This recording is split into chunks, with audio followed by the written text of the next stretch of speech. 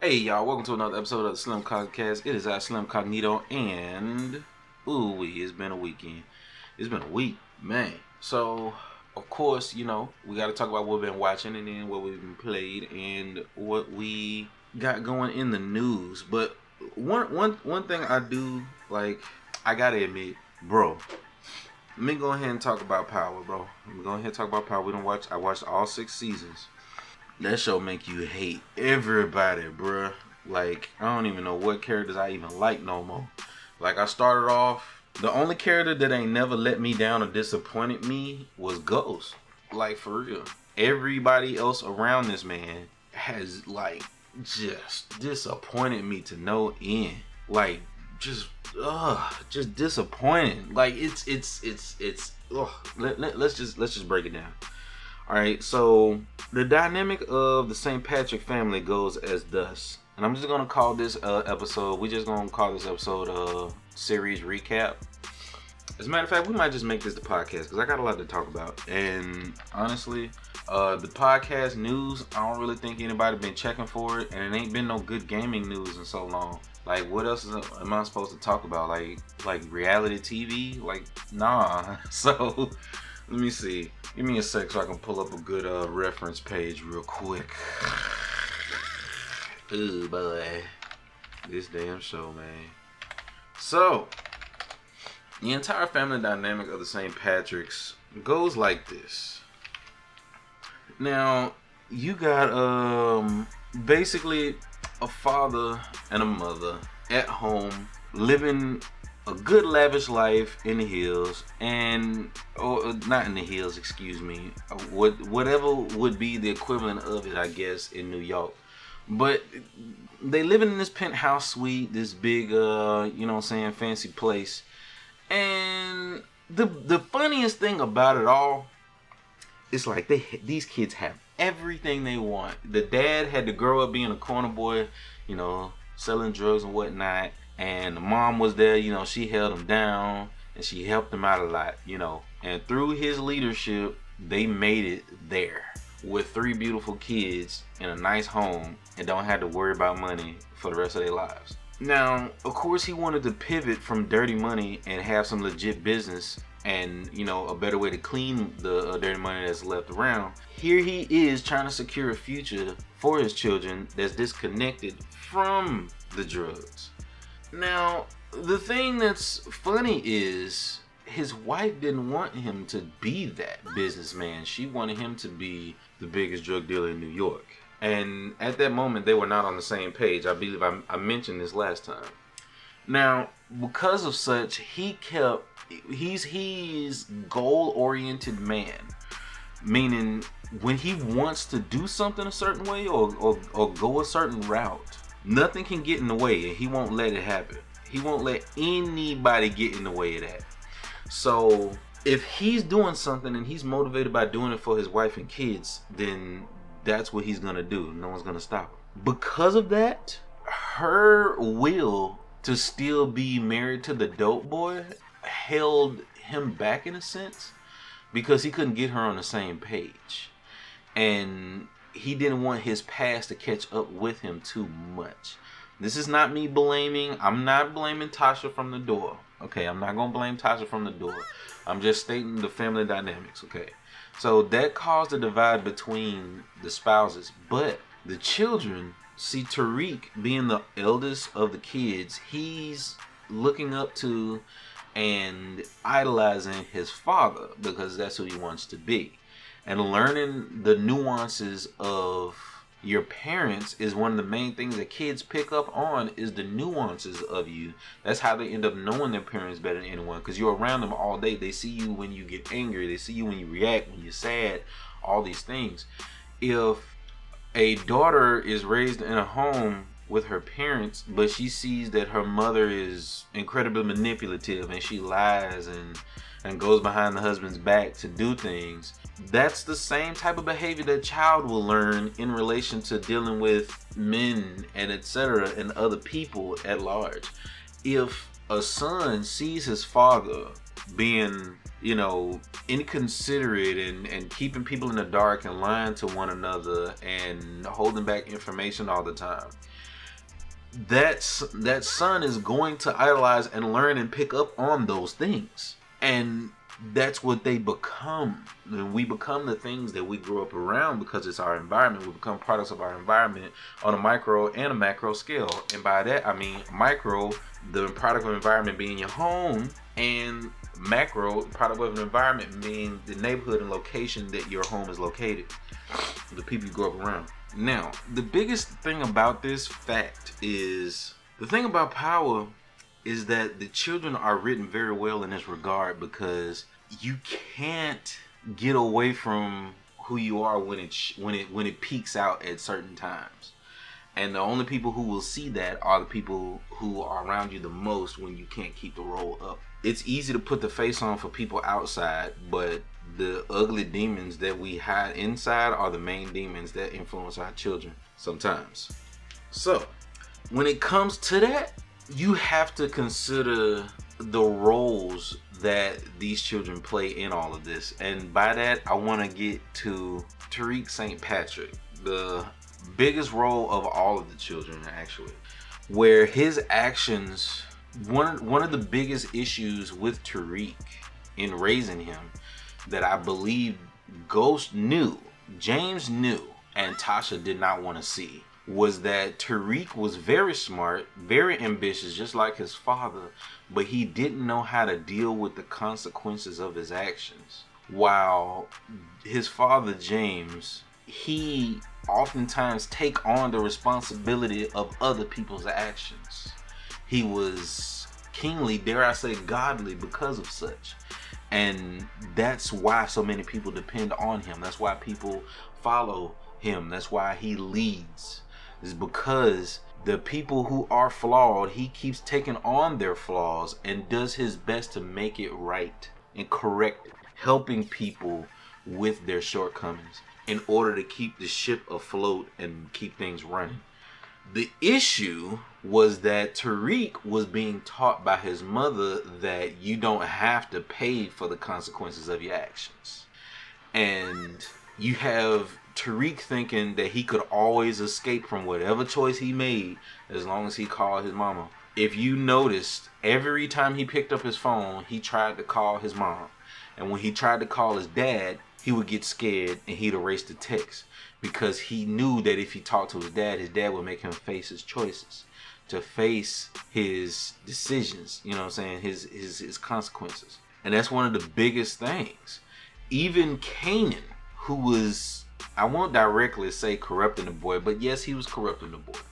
But Kanan even had to tell him straight up, boy, you chose to do this. Ain't nobody made you do this. You need to understand that this is how it is in the streets. You are your own man, and the choice that you made is the choices that you gotta suffer with or deal with and live with. So this is the biggest thing that was basically making sure that James had his own way of protecting Tariq by making sure that he would live in a life that he could gain some foothold as a businessman, legitimately working within the system, but not having to worry about getting his hands dirty outside of that system. But as time went on and his past caught up with him, he noticed that there was almost no escaping it, and his son may have to deal with some of the enemies that he made along the way. So it makes sense. It makes so much sense. While you have another interesting character that I want to dig into, who at first, he didn't shine that bright to me at first, but it was like a few episodes where he just really started to sell it. And I'm glad they brought him on for way more episodes, because I could look at this man like for like 100 more episodes. And that is Dre. Andre was an amazing character. He actually was dope at everything that he did. Like, I felt his performance, and it looked like he did it to the best of his ability, and I like that. Hey, okay, hold up, let me adjust myself. Okay, so Dre's character is a great example of a fella who shows promise and a lot of potential, but just got a little too greedy and bit off more than he could chew, and ended up making a lot of enemies in the process. You know, whereas instead of really doing what he had to do to take care of him and his. He was more on the doing whatever I gotta do to get what I want. And that really just like it blows up in your face. It blew up in his face simply because he couldn't be trusted, he couldn't trust nobody. You see? Which is a far cry difference from someone like Ghost, who he could be trusted, because even if he kept secrets from you, he still had good intentions, and he's gonna make sure that you get the best outcome that he can devise for you, especially if you can't do it yourself. That's Ghost is like that one character that every other male is trying to be. Tariq tried to be Ghost. Tasha tried to be Ghost. Tommy tried to be Ghost. Dre wanted to be Ghost. And hell, Kanan is like the antithesis of Ghost. He was so angry at who Ghost was that he ran away from that. He didn't want to be Ghost at all. He didn't want to level up in the game and put on suits and this, that, and the third. He just wanted to move the dope and get the money and be king nigga of the streets. You feel me? And that makes sense. It makes a lot of sense, and this is exactly how it is. Cause honestly, you can't blame Kanan for having that perspective, seeing how snakish and backstabby the politicians and businessmen are. And then I'm sure there's a lot of women out there who praise Tasha for the dumb choices that she made, because they think that, she did what she could to get her back and get free from Ghost and all of these other things. But it's like, not one moment did James make a decision to get even. He literally kept making decisions to do the best for everybody around him, even for his wife and kids.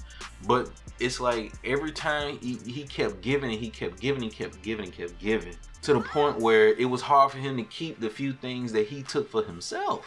And the one person that was supposed to be in his corner through it all became his greatest enemy, and that was Tasha St. Patrick. And the second person who was supposed to be in his corner for it all became his biggest nuisance and almost his greatest enemy, Tommy Egan, which was supposed to be his brother, but he was easily turned.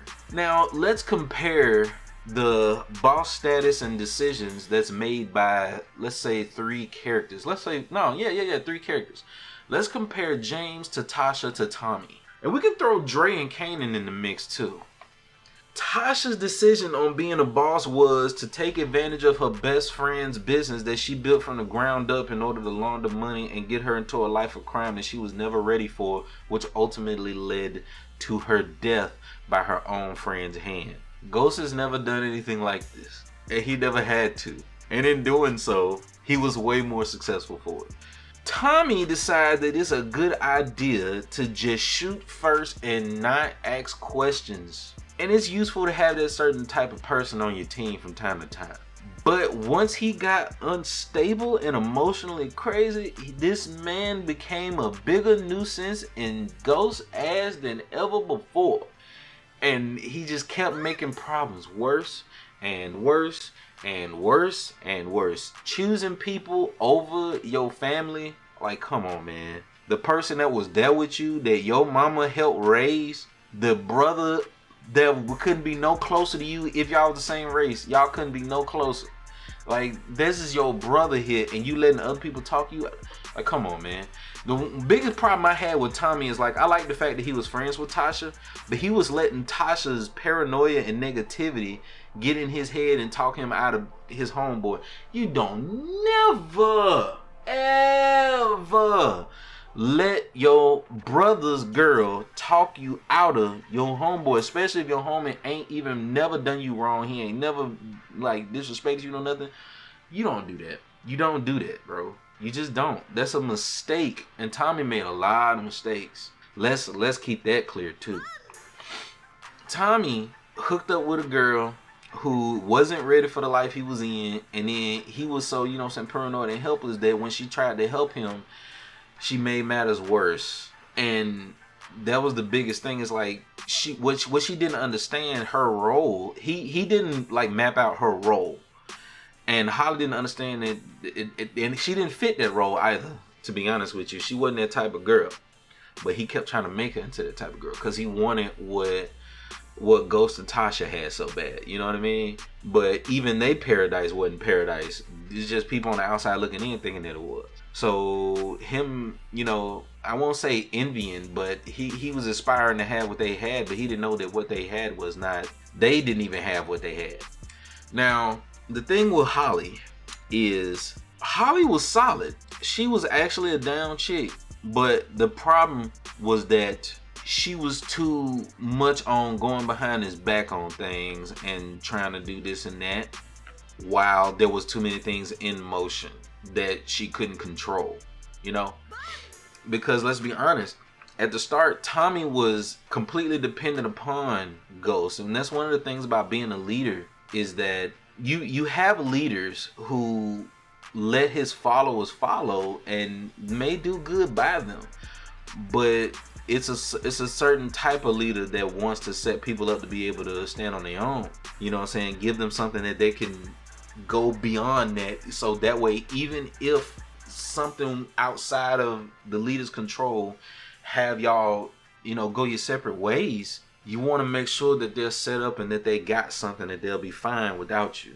You want to make sure that they'll be able to exist beyond you, because some people get caught up in that ego of a leader and force people to be dependent upon them. And that is the ugliest, most demonic thing on planet Earth, to possess a person like that. It's almost just, it's just disgusting. And that's not a real leader in my eyes. So it's no use in teaching and mentoring a person and then making them dependent upon you. You have to be willing to show them that they can go on beyond this. Mentorship is not a forever thing, and reverence is temporary. You have to be able to send them on so that they can find a better teacher and learn from them. And, you know, if they choose to go further from there, then they can choose to do so. You know, basically, everybody's not a leader, but that shouldn't stop leaders from creating more leaders, because not everybody's meant to be a follower forever. And Tommy has the potential to be a leader, but he was never really in that position. He never had to be in that position because he always had goals. And leading a relationship with Holly needed a job. She needed to be able to know what to do and get her done. That's what she needed. And he really couldn't put her in those type of positions, because when it came to cooking the books and doing the finances and things for the business, Tasha handled that. When it came to looking at the full playing field and making a plan in order to move forward and keeping their necks above water, James did that. So Tommy's job was just to be the smoking gun. He was the attack dog, and that's all he needed to be for the most part of it. And there was nothing wrong with that. And James took care of him because of it. But Tommy wanted more, so he had to up it. And this brings me to Dre. The thing about Dre is Dre wanted more, and he was able of doing more, but he wasn't patient, and he really didn't have the integrity. And it's understandable, because a lot of the streets don't really run on integrity in this world, in this power, universe. The streets don't run on integrity. They don't care. They run your shit, they take your shit. If you die, you die. They want you off the corner, stab them. Like, you know what I'm saying? That's how Dre operated. That's the way he was thinking. And he couldn't get out of that mindset. So when he felt like becoming a new distro, or, taking over Connect, or, this, that, and the third, he would just go ahead and he had no problems with the option of killing his plug or biting the hand that fed him. Meanwhile, he could have made more money and got more better connections by keeping him around. Because Ghost didn't never try to hold him down or hold him back. He came to Ghost with a half lie. Dre lied about the fact that he wanted to make a good future for his daughter. He got a child. He wanted to make sure that he could do good by her and this, that, and the third. But he lied to get on James' good side and learn how to run the clubs using his daughter. And then he lied using his children in order to get under his skin and be like, oh, this is what I'm trying to do. Turned around and then started dealing the drugs. Like, that's it had to catch up with him, because he was willing to say and do anything to get anywhere. And with that type of attitude, can't nobody trust you. No integrity caught him up and he couldn't get no further. It's crazy. I know, because the very thing that helped him get out of the muck and the mud at the bottom is what kept him from getting even further. It's crazy, but it be like that, I guess. In this power universe anyway. Now, when we talking about being a leader, let's go back to James and the decisions that he made. Most of the things that he covered up was because every time he made a decision to do the right thing, sometimes it would circle back and come up on him. But he made a plan in order to get through that and find a way around it every time. So you have, what was that girl? I forget the name of the girl, but there was this Spanish girl, I think it was. She's, excuse me if that was offensive, I don't really know the actual race of the girl, but she was like in the very first episode, and she was dating some drug dealer who Ghost had a problem with and had to kill. But he decided to send the girl home. She was blindfolded. But when he said certain words to her in Spanish, she recognized his voice later on, and it came back and almost blew up in his face. This is what it is. Ghost knows that there are people who belong in this game and people who don't, and he doesn't try to force them to play either side. Now, that was the difference between him and Kanan. Kanan was willing to take Tariq and corrupt him and teach him the streets and the drug game, you feel me?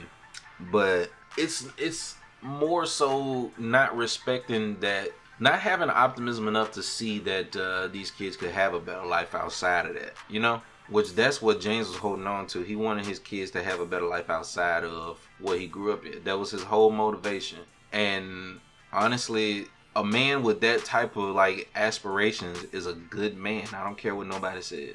Nobody. And judge it how you want to, but you really want to support somebody that's willing to have their kids sell drugs and support that? Like, nah. So it makes a lot of sense, basically, where the way James leads, he only deals with devils, but he respects those who are angels, I guess you could say. That's the best metaphor I could come up with. Like, if a person is on the outside of it and they don't belong and they just caught up in it, because sometimes people are in the wrong place at the wrong time. Sometimes good women end up dating terrible men. There's no reason to put a bullet in them. You know what I mean? There's a better way to do everything. That's what made him better than Tommy. That's what made him better than Tasha. That's what made him better than Kanan. Now, however you feel about it, in the real world, it has always been rules and regulations in certain places. Not everybody obeyed them, and there's different things happening in different places. But one thing that's been consistent for a long time is that you do not mess with children and elders. Of course, over time, children and elders have been roped into certain type of crimes or become a part of it, fully a part of it. But the important thing is, Ghost wanted to be about it in a different way, you know? He represents a different era of doing this type of business with respect, you know? More on the lines of, say, like a respectful old school OG type of guy, you know what I'm saying? He's willing to do what it takes. Yeah, he'll get his hands dirty, but if it ain't necessary, it ain't necessary. It's plain and simple, just like that, you know what I mean? We go back to integrity, that word again.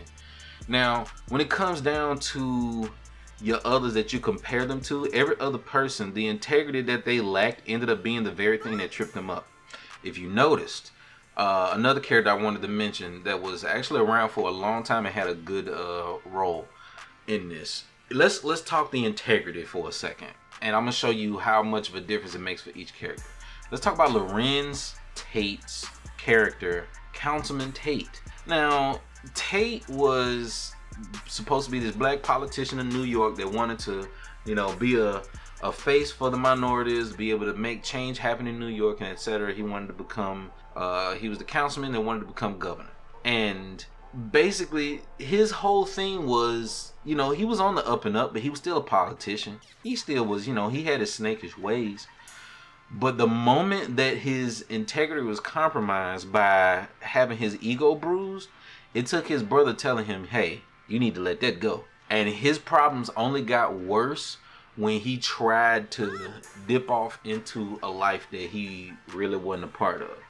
He was a cop, probably a dirty cop, and became a politician afterward. Him hiring a hit, shout out to Cedric Entertainer's character. Him hiring a hit is the funniest thing because it not only did it not work out, but he was terrible at the timing and all the things. Like it showed that once he was willing to slip down and play on that level, he started to lose. So instead of keeping, but it turned out that everything worked out for his favor. In this power universe, when he went to the church and talked to the pastor, he said that he needed a miracle. He might not have asked about it too nicely, but that's what he said. And it worked out. So here he is, being able to achieve the things that he wanted to achieve, despite all of the things that came to happen. Everybody in this cast are chess pieces, and the king, hell, the hand behind the chess pieces was Ghost, and they all can't stand it. It all started with just one little seed of doubt to thinking that she couldn't, that like every person that thought that they couldn't go on without Ghost, or that they needed him or felt like they were attached to them. The moment that Ghost detached from them because he was trying to get out of the drug game, they all felt, they were just panicking like, oh no, what do we do? There's no drug money. Tommy's like, oh no, my drug father's not here to help me anymore. At times over there like, my Gucci bags.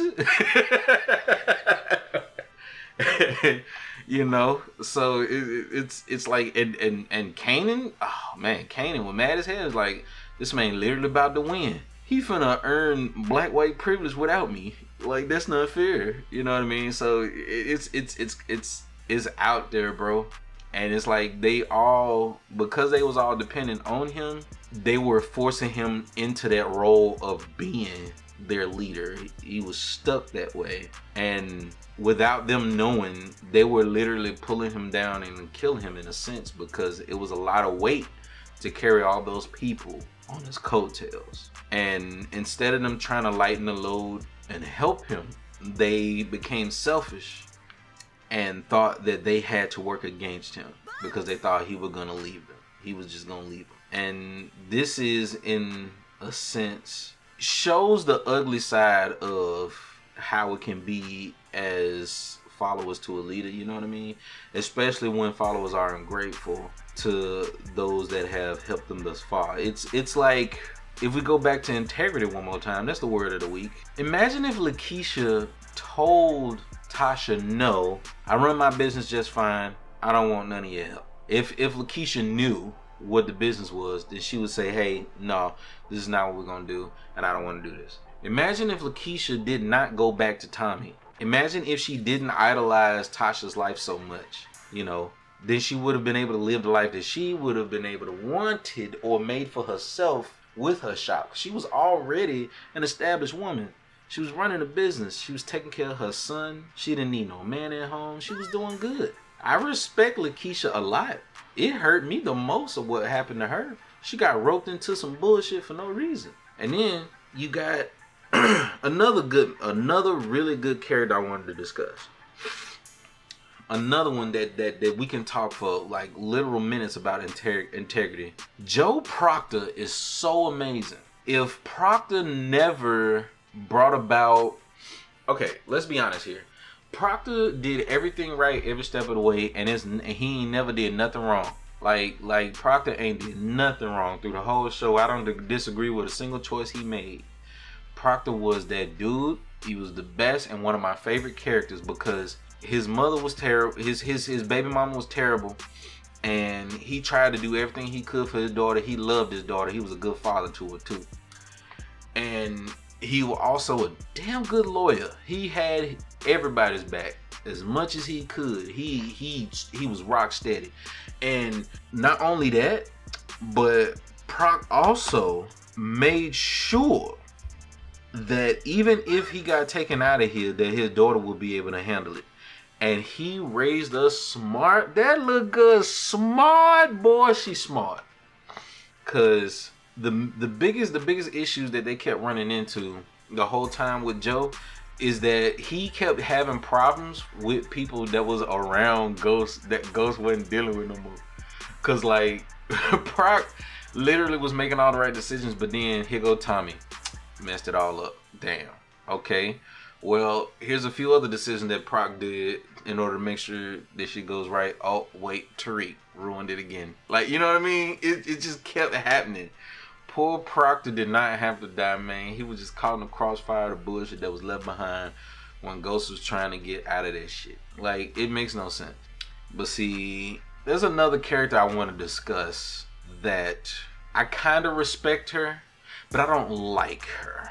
And that's Angela Valdez. Angela Valdez was the type of woman who you can't completely hate her. She was, you know, it's hard to fight off the emotions of an old flame childhood crush. And, you know, especially if it never really came to be anything, so y'all never got to see where it went. And the relationship between her and James was one that was estranged because he saw somebody that was everything that he needed at that time and always wanted in a partner. Whereas Tasha, it's like she felt like she gave him kids and she be raising them, and you know she have his back, and that's enough. And she and now he owes her forever type of deal. But Angela was like, okay, I won't be possessive. You go do what you gotta do. Go handle your business. Or, all right, I don't feel like fighting. Like the thing is, like, what the reason Angela was able to work her way into James' heart is because he was able to communicate with her. He was able to talk with her. Every time James tried to talk to Tasha, she shut him down and say, I don't want to hear it. You gonna be the biggest drug dealer in New York. And with that lack of communication, where the whole relationship unraveled, she was not in love. She was in love with what he could do for her. And when he wanted to turn the page, she got mad because one of the biggest things about Tasha that I will, I won't say sympathize with, but I'm gonna empathize. And I'd say that her character was afraid of him going legit because she doesn't fit in that setting. She doesn't like that. She wants to be, people don't use this term no more, but she wanted to be ghetto fabulous. She wanted to be rich hood. You know what I'm saying? She didn't want to be the arm candy of a politician, a trophy wife type of deal. She didn't know how to do that. That's not who she is. So she ran away from that as best as possible by trying to steer him in a direction that he didn't want to go. Whereas Angela was educated, established woman with a prestigious job, government employment, and she knew how to carry herself in a professional setting. Whereas every time Tasha got dressed, he tried to tell her, could you please cover up parts of you so we can be professional and wear a different dress? Could you please?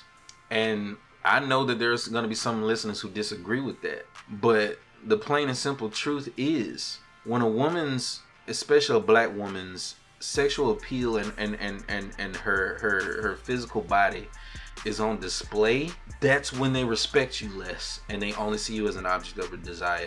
And let's just say most people, the more scantily clad a woman dresses, usually the less they respect them, because they immediately make assumptions. You could be educated and still dress the way you want, but they're gonna assume you to be a person who likes to lead with their looks rather than with their wits and their talents and their capabilities. And it diminishes the image of women overall, to me, to be honest with you, or certain types of women, because every woman should be able to be and dress how they want to be or choose to be. But just because some women like to live and dress a certain way doesn't mean all of them have to be that way, and it shouldn't enforce all of them. And by that I mean, because some women like to be high fashion and dress a certain way and cover themselves up more often, does not mean that all women should cover themselves. And the vice versa is true as well. A woman should not be forced to be in an environment that she does not thrive in or does not feel comfortable in. Because the one thing that we don't ever talk about is that not every woman is every woman. And they come from all different shapes, sizes, and backgrounds. And so there can't be no one agenda for all of them. You can't just umbrella term how all women should be. It's not like that.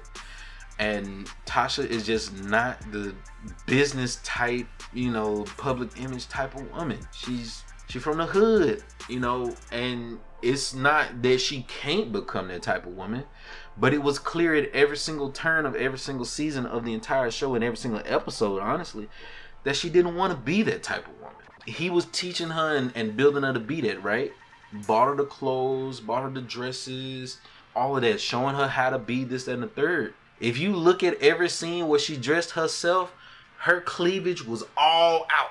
And let's be real, when it's like that, you know that people's attention is going to be diverted from what they are saying when they're standing next to each other as a couple, what he's saying, what he's doing. The attention is on how she's dressed. So when it comes to business, it's a reason why most of the business women, especially in politics, is wearing these suits and things that's all layered up and because women are fighting to be respected in the workplace.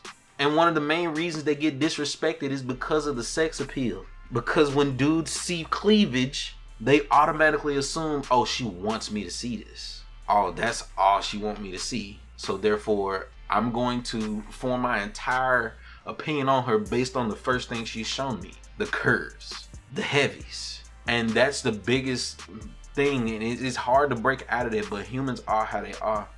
Just as much as we get scrutinized for being the type of way we look and people apply stereotypes to us. People are prejudiced is what I'm getting at. That's what I'm getting at. People are prejudiced. And I had to say it the long way so that it could be understood, because if I just said it, then there will be combative behavior and disagreement and defensive, words rather than literally understanding what I'm saying.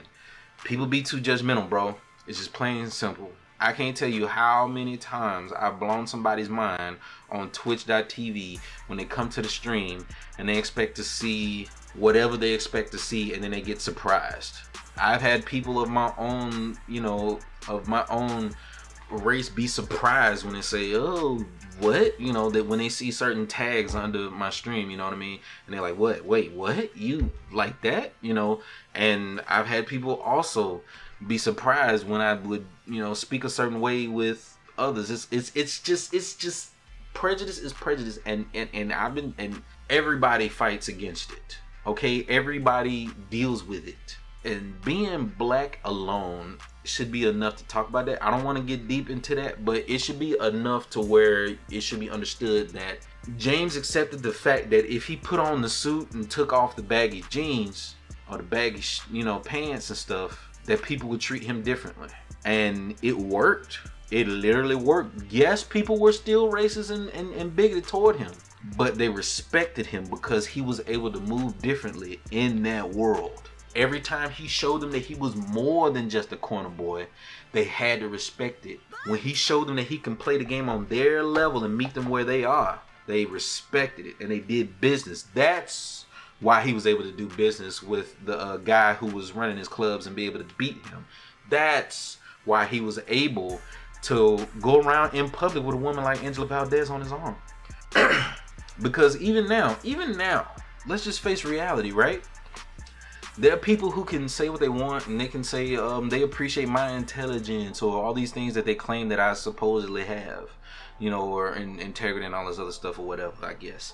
And they claim that they like these things about me, but they know that if I had a six-pack and if I was muscled head to toe, that they would rather have that. You know what I mean? Like, let's be real about it. It's just the fact that people's eyes fool their minds. It's just it. That's just it. It's the reason why we let beautiful women get away with things that they should not and don't really get away with. But we sweep it under the rug. Why? Because somebody's pretty. Because this man is handsome.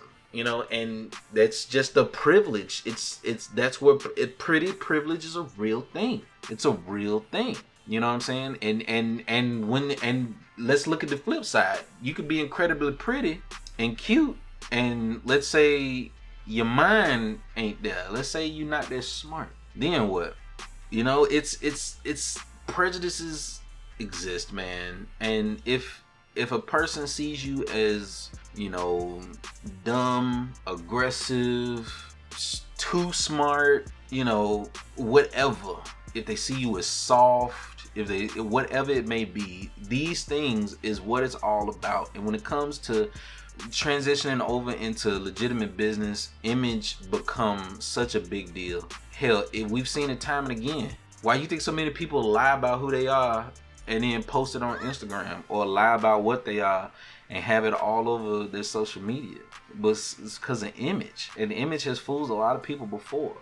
I think there's a turning point now where people can't really be fooled by image anymore, because everybody's tired of, you know, the fakeness that they see on social media. But this is what I'm seeing in this show. That really, this is a deep dive of why James ended up being attracted to Angela, and he couldn't get away from her, because not only was she a child love, but also she carried herself in a completely different way. And would it be a better decision for him to stay loyal to Tasha and keep trying to change her into something that she's not? Or would it be better to, who knows? You see, these are the decisions that Ghost was faced with. Meanwhile, I want to talk about a character that probably get overlooked in this show, but I actually did respect him a lot. And that's 2-Bit. 2-Bit was one of the dope boys for Tommy. He was working under Tommy. And 2-Bit was solid, bro. He was real, he didn't ever snitch, and he was a good soldier. He actually did what was asked of him, but he didn't let nobody run over him. And he wasn't afraid to show his wits. He was smart as a firecracker. The boy was sharp. And now you got 2-Bit, this character. I want to see more with him. Like, I really do. Because I like the fact that he started off as being just lost in the crowd of, oh, another dope boy that does what he's told. And then he came up to be, oh no, it's a king in him. And the only reason he ain't on a crown yet is because it's other people that's in the position already. That's it. You know, and I really like his character. Him and what was the other guy? What was the other cat? The dude with the glasses. They were hilarious. Spanky.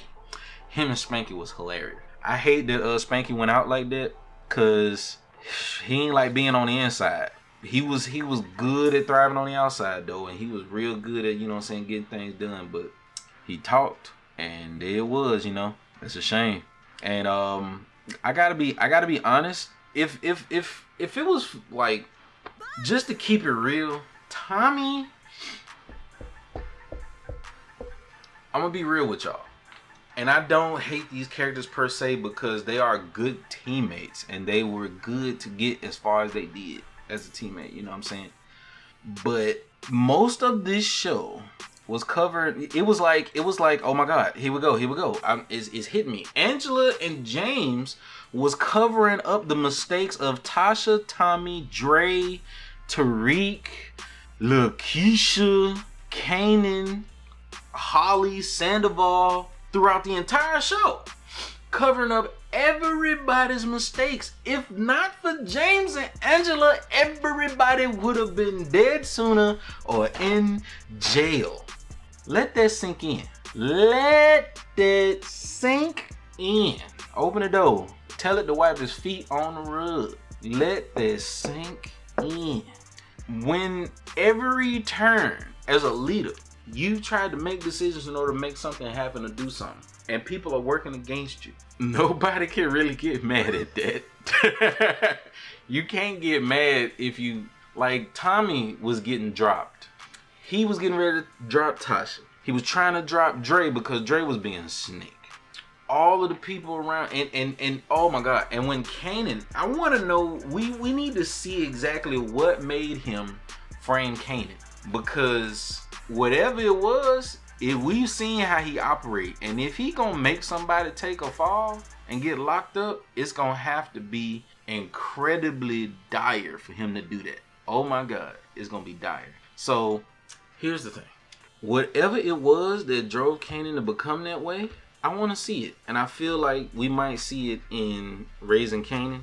I'm gonna eventually get around to watching that after I go ahead and knock out. Let me see. It's supposed to be, what's the other one? Book 2 Ghost, and then it's supposed to be 2 seasons of that, and then there's Force. No, book 3 was Raising Kanan, and then it's supposed to be Force. So if we could run through that, I'll get there. But I ain't finna just jump right into it right now, cause that shit was draining my energy, bro. I was up in here left and right, be like, oh, why he kill him?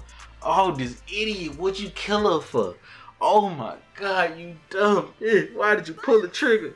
Oh, you stupid little. Why would you do this? Like, it's so much. It's a lot, y'all. You know what I'm saying? And benching it back to back, it ain't healthy for the mental. So yeah, I'm gonna keep away from it for a little bit. But that just means that it's a good show. It make you feel something. It hits you in your feelers. You know what I mean? It sticks with you, and that's the point. It's a lesson learned vicariously through the actions of others. It's not bad. Media. Anyway, let me see. Is there any other character that I wanted to cover before we move forward? I don't know. But yeah. I don't know. I guess the only characters that I do still like I said, obviously I like Ghost, of course. Angela, I don't all the way hate her. I don't make excuses for her because she knows she told that marriage. She knows she was dealing with a married man. Come on now, man. She really wanted to, like, hey, that's what it do to him. I guess it must have been real good. You feel me? But it's just she knew what she was doing the whole way. And Lakeisha, as much as I want to charge her to her decisions, she should have made better decisions, man. She should have. She really should have. Like, and Tommy, oh man, I ain't making no excuses. That's my boy, don't get me wrong. I like Tommy. But at the same time, Tommy makes me sick because he really have been terrible to the women. He ain't been no good to the women in his life, boy. Like, just look at the decision that he made to the women in his life and how he treat them. And then look at how Ghost treated women in his life. Set them up, make sure they taken care of, and all of that. Even when they become their own worst enemy, he still took care of them. So, like, come on, bro. Ain't no reason to hate Ghost. And if I hear any Ghost slander, that tells me the type of person you are. You the type to bite the hand to feed you. Can't nobody do shit for you type. Alright, let me calm down. But the point is, all of this. Oh my goodness, bro. Tariq's so his mama, bro. Bro, oh my God. That bitter mama talking down on daddy shit when daddy ain't around. So now he hated daddy, and then all it took for Kane to come in like, you know your dad alive because he killed this person, right? I'm like, what? All he do is fucking lying. Fucking Ghost. You fucking hate you, Ghost. Well, you always lying to me, Ghost.